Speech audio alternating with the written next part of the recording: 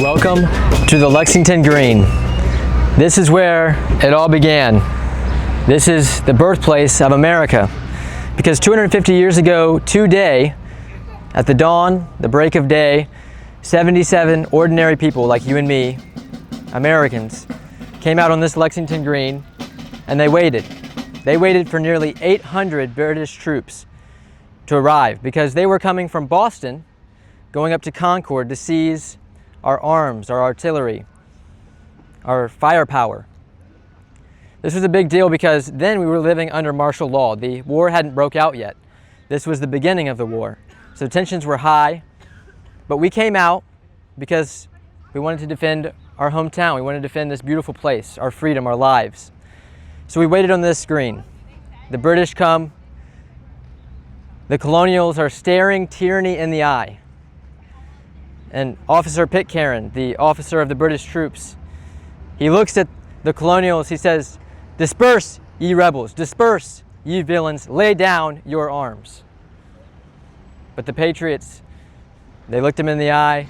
They knew that they were the last thing between tyranny and their lives, their families. They knew that no one else was coming to save them, that they were the last line of defense. They had to save themselves. They had to take responsibility.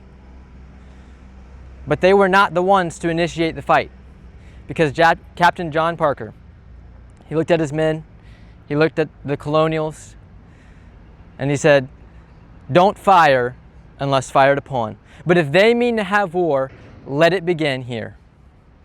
And so it began.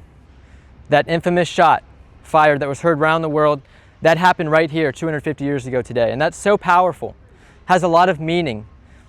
And we can take that meaning into our own life. And this is what the meaning is behind that. Each of us has our own Lexington Green. Everyone does. That is different for everyone. It's a challenge in your life. It's something that you need to overcome as an individual. It's an area in your life where you need to be bold, brave, and courageous. It's an area in your life where you need to be responsible, not blame other people, not make excuses, because when you do those things, you enslave yourself to those things. If we want to be free, we have to come out on our Lexington Green, our own Lexington Green. Whatever it is in your life, it's your job to figure that out. But then once you figure that out, you find a community to help you overcome that. You find the tools that you need to overcome that. And you come and you stand on that ground and you say, "Let the battle begin. Let us stand up," because our actions today, they compound, whether they're good or bad. They compound not only for us to experience in our life, but for our future generations. Your children, your grandchildren, they are going to be affected by the actions that you make today. So let those actions be noble. Those men, 8 of them died here today, 250 years ago. 8 of them died. They never saw the revolution. They never saw the America that they came out and were willing to give their life for. They never saw that come to fruition. But they did come, and they knew that if they did the right thing, it would pay off, and that history would tell of their story. So let your actions pay off for the benefit. Let's make our actions give us and our children great fruit that make us successful and prosperous.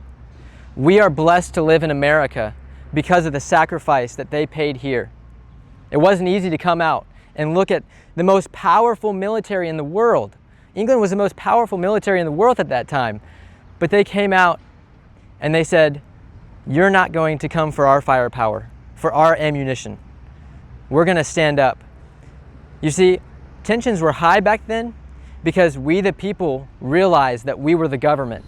We realized the power that we held. And we realized that we were living under tyranny. And we said, no more will we live under tyranny. No more will we live under the shackles of a king in a distant land that does not listen to us. We said we will self-govern. And that is what is time to happen today. We need to self-govern. My fellow Americans, self-government is the most powerful form of government. And that's you, the individual. Taking America back starts with you taking your life back. And we can do that as individuals and together as a nation. Remember, no one was here to save them except themselves. So let us stand up for our freedom, for our hometown, for this beautiful land that we love, for our children.